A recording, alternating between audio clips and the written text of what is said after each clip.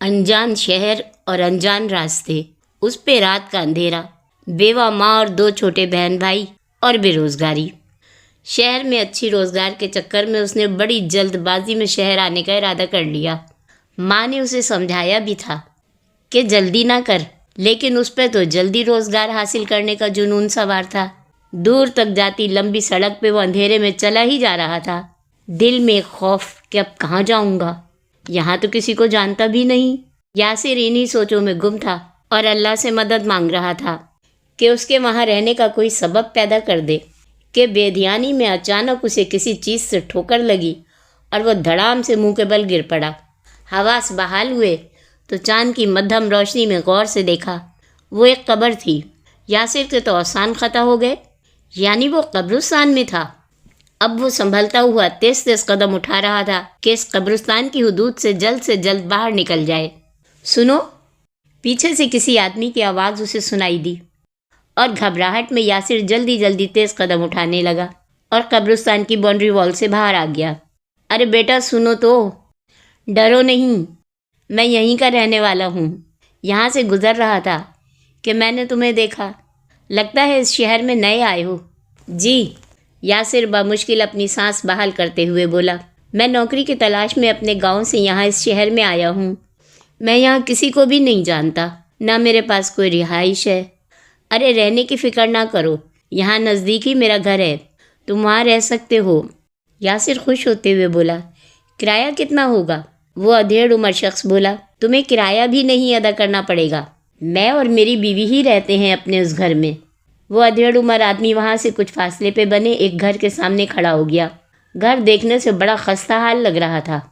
گھر کے اندر داخل ہوتے ہی یاسر کو ایک غیر متوقع ٹھنڈک کا احساس ہوا۔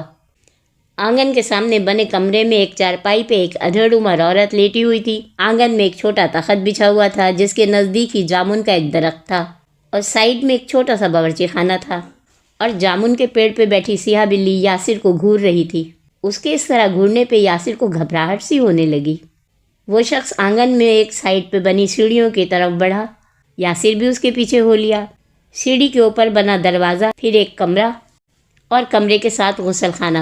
کمرے میں ایک سائیڈ پہ دیوار کے ساتھ ایک پرانی مسہری، ایک چھوٹی سائیڈ ٹیبل اور 2 کرسیاں موجود تھیں۔ وہ شخص بولا، میں تمہارے لیے کھانا لاتا ہوں، تم کھانا کھا کے آرام کر لو۔ یاسر نے کھانے کے لیے منع کر دیا، سفر کی تھکن تھی، وہ اب صرف سونا چاہتا تھا۔ اس شخص کے نیچے جانے کے بعد یاسر نے کمرے کا دروازہ اندر سے بند کر لیا، جس کے ساتھ ہی موجود ایک کھڑکی نیچے آنگن کی طرف کھلتی تھی، اور بیڈ کے سامنے بنی ایک بڑی سی کھڑکی جو باہر سڑک کی طرف کھلتی تھی۔ سڑک کی طرف کھلنے والی کھڑکی کے پاس جا کے یاسر نے باہر دیکھا تو سامنے ہی قبرستان تھا۔ اس نے گھبرا کے کھڑکی بند کر دی، بیگ سے اپنے کپڑے نکالے اور ساتھ بنے غسل خانے میں نہانے کے بعد آرام سے بستر پہ آ لیٹا اور فوراً ہی سو گیا۔ صبح دروازے کی دستک پہ اس کی آنکھ کھلی، دیکھا تو وہ ادھیڑ عمر شخص ایک ٹرے میں ناشتہ لیے کھڑے تھے۔ انہوں نے یاسر سے کہا، بیٹا ناشتہ کر لو پھر نیچے آ جانا۔ یاسر ناشتے سے فارغ ہو کے برتنوں سمیت نیچے چلا آیا۔ عورت نے یاسر کے لیے تخت پہ جگہ بنائی۔ آ جاؤ بیٹا، یہاں بیٹھ جاؤ۔ وہ ان دونوں کے قریب ہی بیٹھ گیا۔ وہ عورت بولی، میرا نام سلطانہ ہے۔ بڑے میاں بولے، اور میرا نام شوکت ہے۔ بڑی بی نے کہا، اپنے بارے میں بتاؤ بیٹا۔ یاسر نے بتایا کہ وہ روزگار کی تلاش میں شہر آیا ہے، گاؤں میں اس کی ماں اور 2 چھوٹے بہن بھائی ہیں۔ بڑی بی بولی، بیٹا تم یہاں آرام سے رہو اور کھانے پینے کی بھی فکر مت کرنا۔ وہ بولا، آنٹی میں آپ کا اور انکل کا احسان مند ہوں کہ آپ لوگوں نے میرا خیال کیا۔ اب میں نوکری کی تلاش میں نکلوں، اور کچھ دن کی محنت اور بھاگ دوڑ کے بعد اسے ایک دفتر میں کلرک کی جاب مل گئی۔ وہ بہت خوش تھا۔ یاسر باہر جانے کے لیے سیڑھیاں اتر رہا تھا کہ آنٹی کی آواز اس کے کانوں میں پڑی۔ وہ شوکت صاحب سے کہہ رہی تھیں، میں آپ کو بہت تنگ کرتی ہوں نا؟ وہ بولے، ارے ایسا کبھی سوچنا بھی مت، میرا تمہارا ساتھ تو مرتے دم تک ہے۔ آنٹی فوراً بولی، نہیں، یہ ساتھ تو مرنے کے بعد بھی جڑا رہے گا۔ وہ دروازہ کھول ہی رہا تھا کہ شوکت صاحب فوراً بولے، اس وقت کہاں جا رہے ہو بیٹا؟ ذرا خیال کرو، حالات ٹھیک نہیں ہیں۔ ذرا باہر تک جا رہا ہوں انکل۔ نہیں، شہر کے حالات خراب ہیں، اس وقت تو میں تمہیں بالکل باہر نہیں جانے دوں گا، صبح چلے جانا، ابھی تو میں تمہیں دروازہ کھولنے کی اجازت بھی نہیں دوں گا۔ چور ڈاکو گھات لگائے بیٹھے ہوتے ہیں، اور یاسر چار و ناچار واپس اپنے کمرے میں چلا گیا۔ وہ آپ ہی آپ بڑبڑایا، یہ خوب مصیبت ہے کہ اپنی مرضی سے اس وقت باہر بھی نہیں جا سکتا، حالانکہ ابھی صرف 9 ہی بجے ہیں، کون سا آدھی رات ہو گئی۔ مغرب کے بعد باہر نہ نکلو، دروازہ نہ کھولو، ڈاکو آ جائیں گے۔ ڈاکو انہیں کے انتظار میں تو بیٹھے ہیں۔ وہ قبرستان کی طرف کھلنے والی کھڑکی کھول کے کھڑا ہو گیا اور حیران رہ گیا کہ اس وقت 2 لڑکیاں قبرستان کے راستے سے گزر رہی ہیں۔ ان میں سے ایک لڑکی نے مسکرا کے یاسر کو دیکھا اور ہاتھ ہلا دیا۔ یاسر نے گھبرا کے کھڑکی بند کر دی۔ کافی دیر گزر گئی، وہ بستر پہ لیٹا کروٹیں بدلتا رہا، پھر اٹھ کے صحن میں جھانکا اور آنگن میں آنٹی انکل کو نہ پا کر دبے قدموں سیڑھیاں اترا۔ آنٹی انکل کمرے میں سو رہے تھے۔ وہ باہر دروازے کی طرف بڑھا کہ جامن کے درخت پہ بیٹھی کالی بلی تیز آواز کے ساتھ غرائی اور یاسر پہ جھپٹ پڑی۔ وہ بامشکل جان بچا کے سیڑھی کی طرف بھاگا۔ پیچھے سے اس کے کانوں میں زور زور سے کسی لڑکی کے ہنسنے کی آوازیں آ رہی تھیں، جیسے کوئی اس کا مذاق اڑا رہا ہو۔ گھبراہٹ اور انجانہ سا خوف اس پہ طاری تھا۔ اسی کیفیت میں وہ فجر تک جاگتا رہا، پھر اس کی آنکھ لگ گئی۔ صبح وہ آفس چلا گیا۔ شام آفس سے واپسی میں اسے اپنے پیچھے لڑکیوں کے باتیں کرنے کی ہلکی ہلکی آوازیں آ رہی تھیں کہ اچانک ایک لڑکی یاسر سے بڑے چہک کے بولی، کیسے ہیں آپ؟ رات کو میں نے آپ کو ہاتھ ہلایا تھا، لیکن آپ نے فوراً سے کھڑکی بند کر لی، جیسے ہم نے آپ کو ہاتھ نہ ہلایا ہو بلکہ بم کا گولا پھینک دیا ہو۔ یہ کہہ کے وہ کھلکھلا کے ہنس دی، پھر بولی، میرا نام آفرین ہے اور یہ میری سہیلی نازنین ہے، یہیں نزدیک میں ہی ہمارا گھر ہے۔ اب اکثر و بیشتر ایسا ہونے لگا کہ یاسر آفس سے گھر لوٹ رہا ہوتا اور وہ دونوں کوچنگ سینٹر سے آ رہی ہوتیں۔ یوں آپس میں دوستی کا سلسلہ بن گیا۔ یاسر پابندی سے اپنے گھر ماں کو پیسے بھیجتا تھا اور یوں اس کے گھر کے حالات میں بھی اب کافی بہتری آ رہی تھی۔ شوخ چنچل آفرین یاسر کو اب اچھی لگنے لگی تھی۔ ایک روز آفرین نے یاسر سے رات کو باہر ملنے کی فرمائش کر ڈالی۔ وہ بولا، ارے یار، تم میرے مالک مکان کو نہیں جانتی، مغرب کے بعد تو ان کی یہی کوشش ہوتی ہے کہ وہ مجھے باہر نہ نکلنے دیں۔ پھر اسے اس روز والا واقعہ یاد آ گیا اور وہ بلی کے غرا کے جھپٹنے والی بات ان لوگوں کو بتانے لگا، جسے سن کے نازنین زور سے ہنس پڑی۔ مغرب کے کچھ دیر بعد انکل شوکت اوپر یاسر کے پاس آئے تو وہ جان بوجھ کے سوتا ہوا بن گیا۔ وہ نیچے چلے گئے۔ رات کو وہ چپکے سیڑھیاں اتر کے نیچے آیا۔ آنٹی اور انکل دونوں سو چکے تھے۔ یاسر نے پلٹ کے جامن کے درخت پہ دیکھا، جہاں وہ کالی بلی نہ تھی۔ اس نے سکھ کا سانس لیا اور آہستگی سے دروازہ کھول کے باہر آ گیا، جہاں آفرین پہلے سے ہی موجود تھی۔ نازنین نہیں آئی؟ نہیں، وہ کہہ رہی تھی میں کباب میں ہڈی کیوں بنوں۔ یاسر بغور آفرین کو دیکھ رہا تھا جو بہت خوبصورت لگ رہی تھی۔ آؤ سامنے والے پارک میں چلتے ہیں۔ آفرین اسے قبرستان کی طرف لے آئی۔ اتنی رات کو قبرستان کی طرف؟ وہ گھبرا کے بولا۔ آفرین بڑے اطمینان سے بولی، ہاں ہاں آ جاؤ، ڈرو نہیں، اس قبرستان کے ساتھ ہی وہ پارک ہے۔ دونوں ایک جگہ بینچ پہ بیٹھ گئے۔ آفرین اسے بتا رہی تھی کہ نازنین اور وہ دونوں سہیلیاں ہیں جو پڑھائی کی غرض سے شہر آئی ہیں۔ باتوں میں وقت گزرنے کا پتہ ہی نہ چلا۔ رات کے 2 بج چکے تھے۔ ارے یار، 2 بج گئے، بس اب گھر کو جائیں۔ رات زیادہ ہو جانے پہ یاسر پریشان ہو گیا۔ قبرستان سے گزر کے وہ آفرین کو خدا حافظ کہتا ہوا آگے بڑھا۔ گورکن بڑے عجیب انداز میں یاسر کو دیکھ رہا تھا، جیسے کسی دیوانے کو دیکھ رہا ہو کہ یہاں تو کوئی بھی نہیں، پھر یہ ہاتھ کسے ہلا رہا ہے۔ یاسر اس کی نظروں کو نظر انداز کر کے گلی میں مڑ گیا۔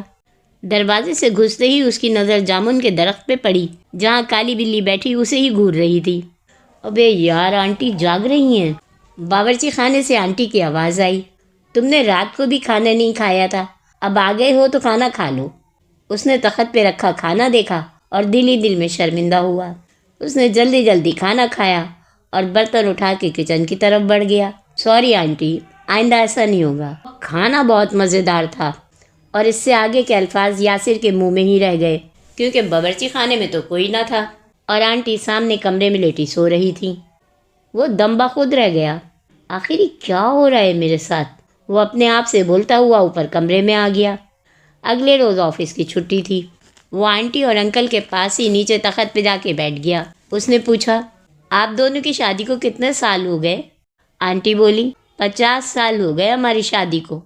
میں بیاہ کے اسی گھر میں آئی تھی، اولاد کوئی ہوئی ہی نہیں، بہت دعائیں مانگیں، وہ آبدیدہ ہو گئیں۔ اور درخت کے نیچے بیٹھی بلیوں کو دیکھتے ہوئے بولی، میرے تو یہی بچے ہیں۔ یاسر حیران ہوا، بولا، بلیاں بہت پسند ہیں آپ کو؟ ہاں، وہ مختصر جواب دے کے چپ ہو گئی۔ ایک بلی بڑے غور سے یاسر کو ٹکٹکی باندھے دیکھ رہی تھی۔ اس کی آنکھوں کی تیزی اور چمک دیکھ کے یاسر کو جھرجھری آ گئی۔ آنٹی بولی، میں نے تو تمہارے انکل سے کئی دفعہ کہا بھی کہ اولاد کی وجہ سے دوسری شادی کر لو، لیکن وہ کبھی مان کے ہی نہ دیے۔ یاسر بولا، آپ کو چاہتے بہت ہوں گے اسی لیے۔ آنٹی شرما کے بولی، پورے محلے اور خاندان میں ہماری محبت لیلا مجنوں کے نام سے مشہور تھی۔ یاسر نے پوچھا، آنٹی یہ علاقہ اتنا سنسان کیوں لگتا ہے؟ یہاں اتنے زیادہ گھر بھی نہیں ہیں۔ وہ بولی، ہاں، شروع سے ہی یہ علاقہ زیادہ آبادی والا نہیں ہے، یہاں محلے میں کم گھر ہی ہیں۔ رات کے کسی پہر جب یاسر سویا ہوا تھا کہ باتوں کی چہکار پہ اس کی آنکھ کھلی۔ سیڑھی کے ساتھ بنی کھڑکی سے نیچے آنگن میں دیکھا تو گویا رنگ و نور کا سیلاب آیا ہوا تھا۔ شادی کا سما تھا۔ عورتیں لڑکیاں جھلملاتے کپڑوں میں ادھر سے ادھر پھر رہی تھیں۔ آدمی بھی نئے نئے لباس میں موجود تھے۔ بچے ادھر سے ادھر کھیل رہے تھے۔ تخت پہ دلہن بیٹھی تھی، اطراف میں لڑکیاں بیٹھی تھیں کہ شوکت انکل کی نظر کھڑکی سے جھانکتے یاسر پہ پڑی۔ انہوں نے وہیں سے آواز لگائی، یاسر نیچے آ جاؤ۔ وہ بھی انکل کے پاس چلا آیا۔ آنگن میں کھانے کی دیگیں رکھی تھیں جن سے کھانوں کی اشتہا انگیز خوشبو آ رہی تھی۔ انکل بولے، بیٹا یہ ہمارے پڑوس کی بچی ہے، تمہاری آنٹی نے ان سے پہلے ہی کہہ دیا تھا کہ لڑکی کی رخصتی ہمارے گھر سے ہوگی۔ دراصل بچپن سے ہی یہ بچی ہمارے گھر آتی جاتی ہے۔ آنٹی ہر کام میں آگے آگے تھیں۔ انہوں نے یاسر کو کھانا دیا۔ کھانا اس قدر لذیذ تھا کہ یاسر کا ہاتھ ہی نہ رک رہا تھا۔ کھانے سے فارغ ہو کے نیچے محفل جمی رہی، لیکن یاسر اوپر آ گیا کہ اسے صبح آفس بھی جانا تھا، اور اسے یوں لگا جیسے کوئی اس کے ساتھ چل کے اوپر آیا ہے۔ اس نے اپنے اطراف میں ادھر ادھر دیکھا لیکن وہاں کوئی نہ تھا۔ بستر پہ لیٹتے ہی یاسر کو یوں لگا جیسے گلاب کی تیز ترین خوشبو اس کی ناک سے ٹکرا رہی ہو۔ وہ گھبرا سا گیا۔ لیٹے ہوئے اسے یوں لگ رہا تھا جیسے کوئی نسوانی ہاتھ بار بار اس سے ٹکرا رہا ہو۔ وہ گھبراہٹ کے مارے اٹھ کے بیٹھ گیا۔ کون ہے یہاں؟ لیکن یاسر کو اپنی بات کا کوئی جواب نہ ملا۔ فجر تک یہی کیفیت رہی۔ سارا دن آفس میں دماغ بھی بوجھل بوجھل سا رہا۔ واپسی میں گھر آتے ہوئے راستے میں آفرین ملی۔ وہ آفرین کے ساتھ کچھ دیر پارک میں آ گیا اور اس کو رات والی شادی کی باتیں بتانے لگا۔ پھر بولا، دلہن بنی لڑکی کو دیکھ کے مجھے خیال آیا کہ ایک دن اسی طرح تم بھی دلہن بنی میرے ساتھ بیٹھی ہوگی۔ آفرین آہستہ سے بولی، کاش۔ وہ چونک کے بولا، کیا مطلب؟ پھر بولا، میں پرسوں گاؤں جا رہا ہوں اور جاتے ہی اپنی ماں سے تمہارے لیے بات کروں گا۔ وہ خوش ہوتے ہوئے بولی، سچ؟ تم مجھ سے شادی کرو گے؟ کیا تمہاری ماں مان جائے گی؟ ہاں کیوں نہیں؟ یاسر نے اسے اطمینان دلایا۔ پرسوں گھر جانے کے لیے وہ کمرے میں اپنا بیگ تیار کر رہا تھا۔ اپنی ساری چیزیں اس نے بیگ میں رکھیں اور سوچنے لگا، شادی کے بعد جب آفرین میرے ساتھ گاؤں جائے گی تو اسے دیکھ کے سب حیران رہ جائیں گے، وہ ہے ہی اتنی خوبصورت۔ اور اپنی انہی سوچوں میں گم مستقبل کے تانے بانے بن رہا تھا۔ آج رات بھی اسے آفرین نے باہر ملنے کو بلایا تھا۔ رات کو آفرین سے ملاقات کے بعد وہ پارک سے واپس گھر آ رہا تھا کہ قبرستان سے گزرتے ہوئے اس کا پیر ایک قبر سے ٹکرایا اور وہ دھڑام سے اس پہ جا گرا۔